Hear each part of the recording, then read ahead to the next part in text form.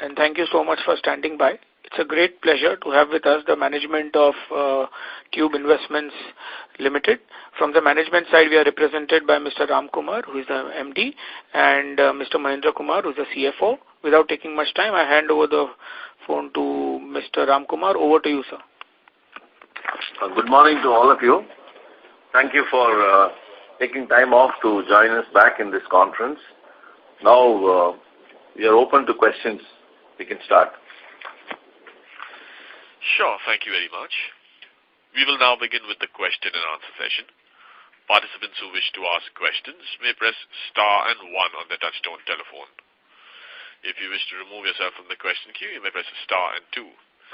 Participants are requested to use handsets while asking questions. Ladies and gentlemen, we will wait for a moment while the question queue assembles.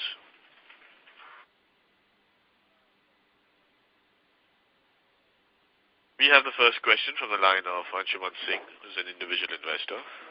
Please go ahead. Yeah, good afternoon, sir, and thank you for giving me the opportunity. So, if you could give us the volume number in cycles and engineering division for Q3 and last year. You want the total number of cycles? Yeah, total. We sold. So we can say that Q3 total number of cycles is 9.5 lakhs. And last year? 9 lakhs. Last year was? Last year same quarter 9 lakhs. Yeah. Last year same quarter we did 9 lakhs of bicycle sales, and this time we have done 9.5 lakhs. So, and any reason for loss in the cycle division? No, the loss being, see, there has been a drop in the trade volumes in the bicycle division, and that's where the margin, etc. is. And this is an industry-wide phenomenon. It's not only for us in that sense. Okay. And my second question is, what are your plans on Shanti Gear going forward, and any plans of merging it with the TI group? No, there is nothing at the moment. As is, it will operate as an independent company listed as it is today. And we are looking at ways of growing that business as it has grown in the last 2-3 years steadily, both in terms of top line and bottom line. And so my last question is, in large diameter tube mills, what was the volume and capacity utilization level in Q3? And if you could throw any colors on the profitability during the quarter? The large diameter tubing, every quarter we are doing better than the previous quarter in terms of the tonnage of tubes we do. There's been more and more capacity utilization. We have reached a fairly good level of capacity utilization in Q3. I should think maybe around 75 to 80%. And compared to last year, we have grown by 78 to 80% in terms of volume. In terms of profitability, we had a break-even at EBITDA level in the previous year end when we exited. Now we are reaching a PBIT break-even at that level. Okay, sir. Thank you. That's it from my side.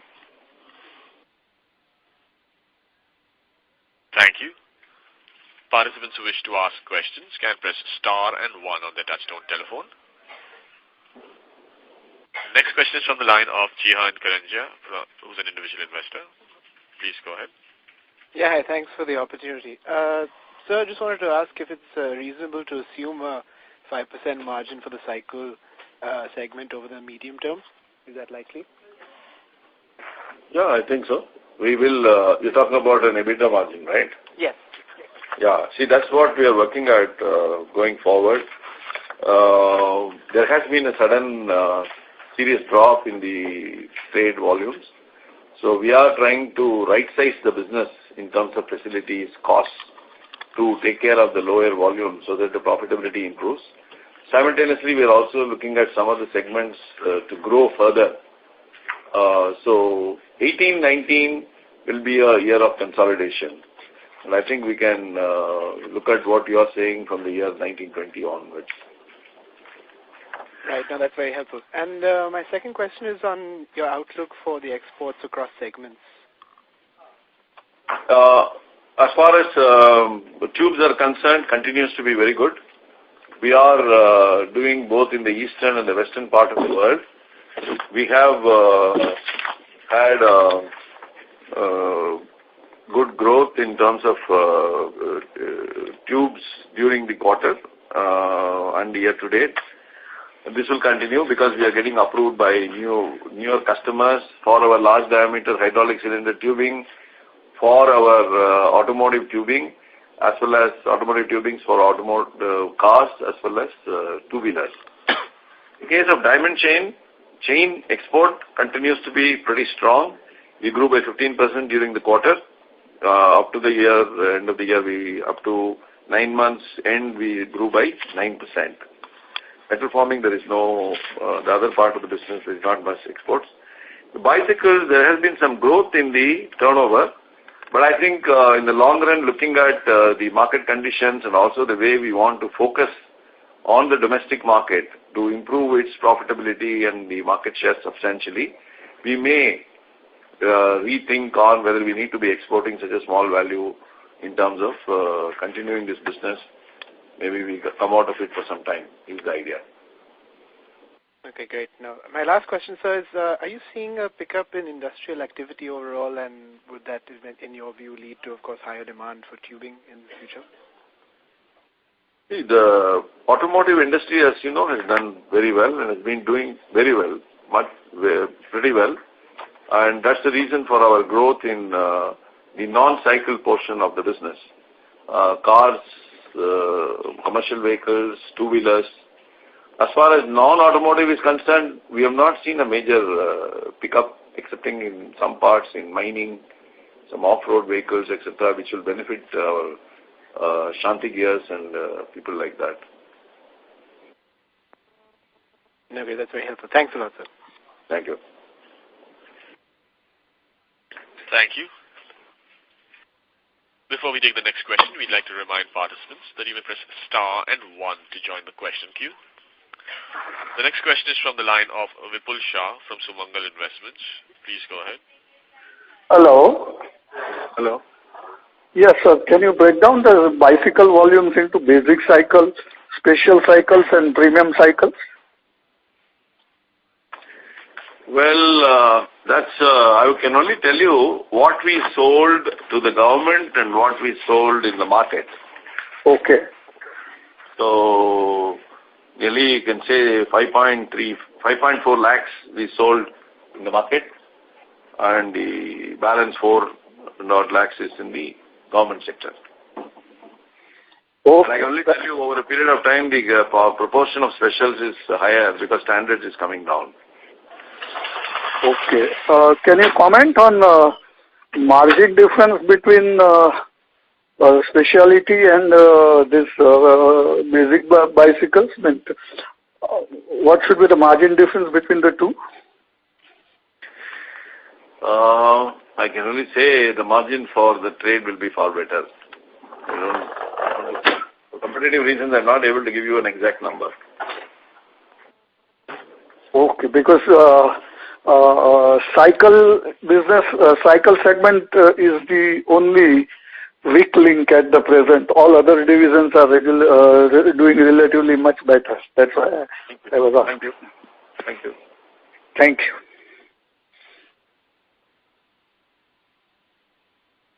Thank you.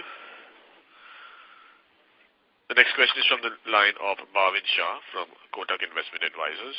Please go ahead. Good afternoon, sir. Could you give us some sense on the CapEx plans across the different verticals for the next 2 years? Next 2 years, we are in the process of finalizing it, but what will you say? Mine has to be 230. Each year we will spend around 200 crores plus. But could you break it up into the various, the 3 segments? Fine-tuning we have to do. But see, largely our capex requirement for bicycles will be almost nil. Okay. Nothing, maybe some odd things, minor things. Mm-hmm. Bulk of it will be for tubes and chains. Fine blanking. Chains and fine blanking. Largest will be tube, followed by chains and fine blanking. Little bit for door frames from new models which may come into existence. And we said 200 crores per annum. Yeah, 200 plus around that. 200 plus. Okay. Thank you so much. Thank you. Before we take the next question, a reminder once again to our participants that you may press star and 1 to join the question queue. The next question is from the line of Preeti RS from UTI Mutual Fund. Please go ahead. Hello. Yeah, thank you. So thanks for taking my question. So my question is on the EBIT per ton that you're realizing on your engineering business per se. If you could share how you're looking at it and what is the potential. Sorry, can you repeat if you don't mind? I didn't get the question. So, before that, if you could just share the tonnage in the engineering business, engineering segment that you made for this quarter. We did 70,000 tons versus 57,000 tons last year, same quarter. Right. So, sir, I mean, that's a very good volume growth, but we haven't seen a similar impact on the margins per se, or even EBIT per ton if we have to calculate. So, if you could comment on that. See, there have been steel price increases during the quarter and the 9 months overall. Right. And so the recovery of steel price is very important, and you never recover a percentage margin. Supposing we have a 3,000 rupees per ton increase, Right. we recover equivalent of 3,000 rupees. Okay. But we can't recover a 3,000 rupees plus margin. So whenever price increases take place and we get an absolute increase, there is an impact on the margin in terms of a drop in the margin actually. That has to be compensated by efficiencies and product mix and stuff like that. That's the reason why you've not seen a significant... Okay. So, yeah, but the 37 crores to 47 crores is what we have gone in the engineering division on the PBIT. yes. So going forward, as in only any correction in the commodity is the only hope, right? Not necessarily. I think we have made some new investments for a new facility in Rajpura, which should be commissioned by March, April. So as that we ramp it up, there'll be more turnover and that will add to the margin. Plus, we are also constantly looking at consolidation and efficiency, cost reduction to counter the steel price increase or non-recovery or inadequate recovery. So that will, but when it comes suddenly within a quarter or something, it is becoming difficult to bring back the margin percentage. Plus, we also constantly look at our mix of products. How can we maximize our high-value margin products? Yes. That also would take place. So I think over a period of time, this will get corrected. Got it. So is it right understanding the capacity in this division is around 5,20,000 tons? I really do not know how you got the number because we don't look at it like that. We look at it in segments. So I'm not able to immediately react what is the number you're talking about. But I can say that now tubes we are expanding with a new plant. If I ignore that, most of the plants, even large diameter plant, I said we have reached nearly 80% capacity, 85%. Most of the others are almost at the brim in terms of capacity utilization. Cold rolled strips, ERW tubes, cold round welded tubes, almost every category of products. Yes, sir, understood. Yeah, that's the concern because we are almost operating at 80%, but we're not seeing the benefit of it on the margins, even when the volumes have come back. No, we must understand one of the projects is large diameter tubing is just started breaking even now. Okay. That is, as I mentioned, EBITDA break even now we are coming to a PBIT break even. So every time this happens, the margin keeps going up. Okay. So as the volume goes up and also it's making some minor investments and better price recovery, there will be an upside for us there without much investment. Sure. Understood, sir. So, just on the cycles, we also added some capacity in last 2 years. Is that right? Correct. So, I mean, what is the thought process behind this? I mean, why would we add capacity in cycles when we know that there is, I mean, it's not a structural structural segment going forward? Yeah, see, there are two things. One is the capacity was added sometime in 2016, right? Yes. 2016 June. And 2016 June we added capacity. The decision was taken in 2015, thereabouts. It takes a year to do this.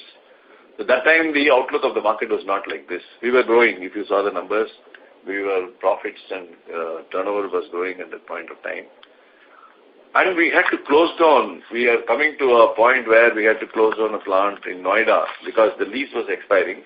There's no way we could have expanded there further. Thinking at that time we were growing by 8 to 10% every year. So we had a capacity of 130 to 140,000 cycles per month.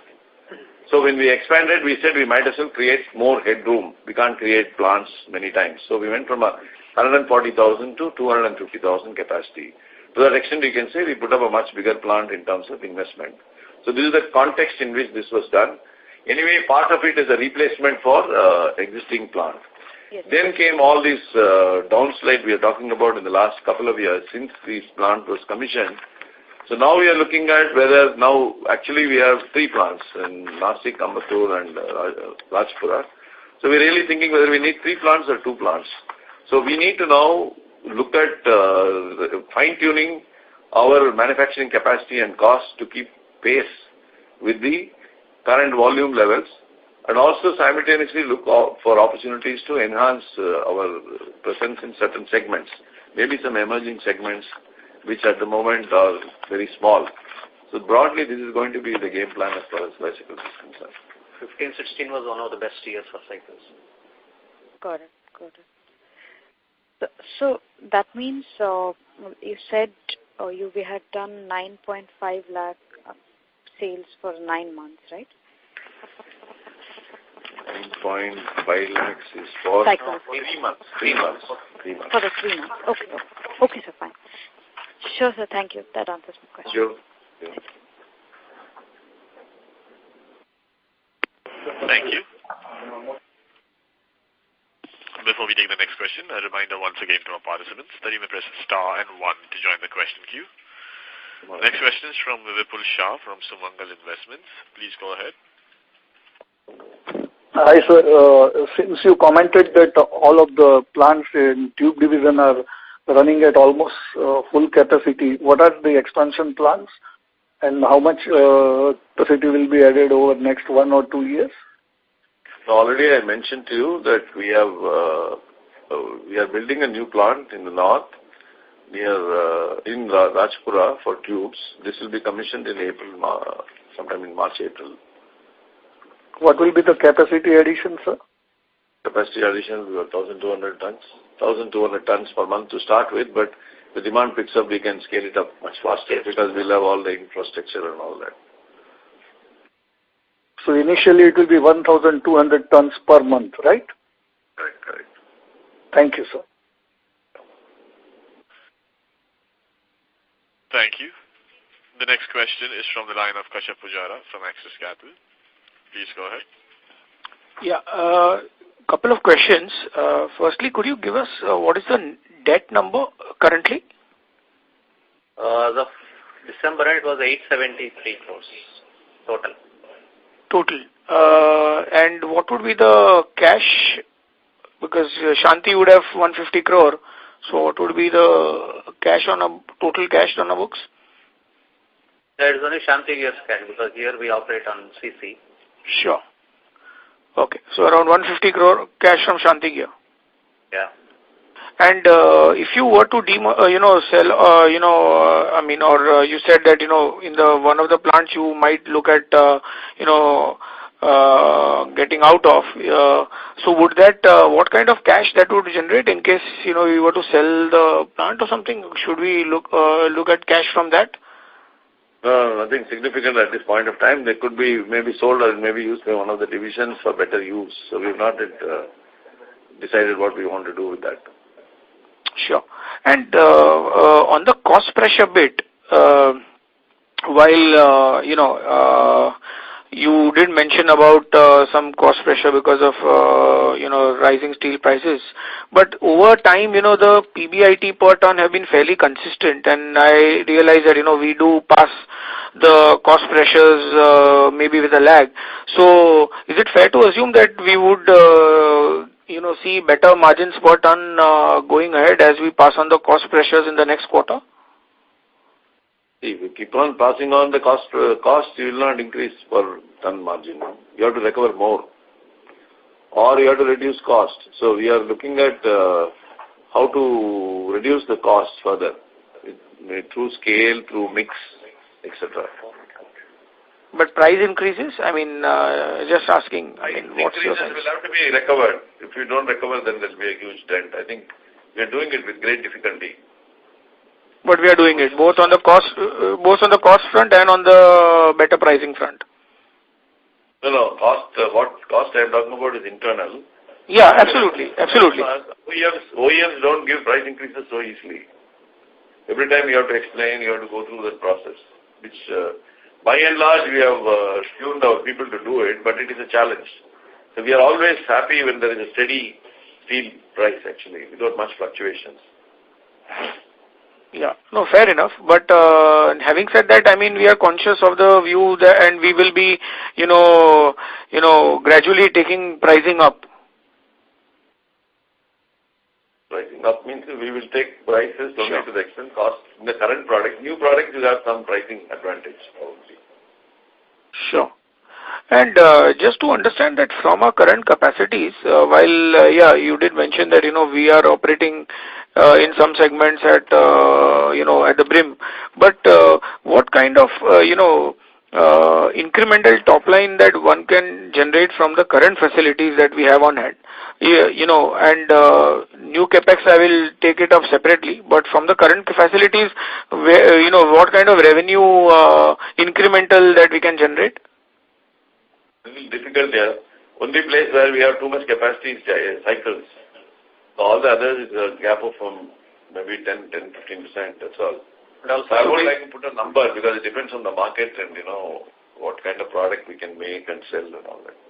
So largely it would be cycles, large dia, fine blanking, and maybe the coaches, etc. But otherwise, more or less, tubes, X large dia, would it be at optimal capacity? Chains, would it be at optimal capacity? That is what my questioning was.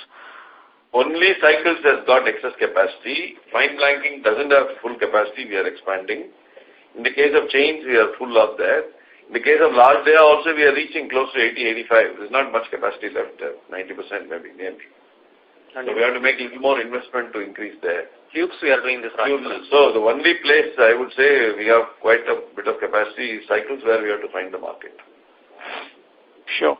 And excluding cycles, what is the kind of growth that one can, look at on a sustainable basis long term? Like cycles, I understand we'll go through this transition which might take 1 or 2 years.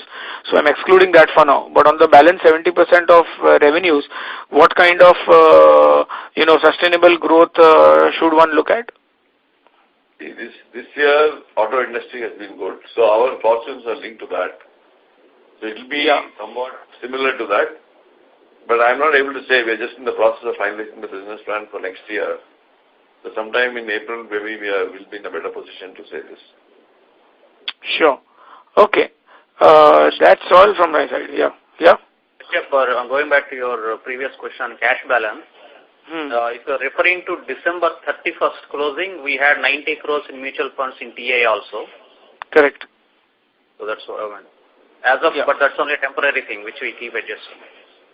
Sure, fair enough. Okay. So that's all from my side. And Raymond, please check if there are more questions. Sure. Anyone else who wishes to ask a question at this time can press star and 1.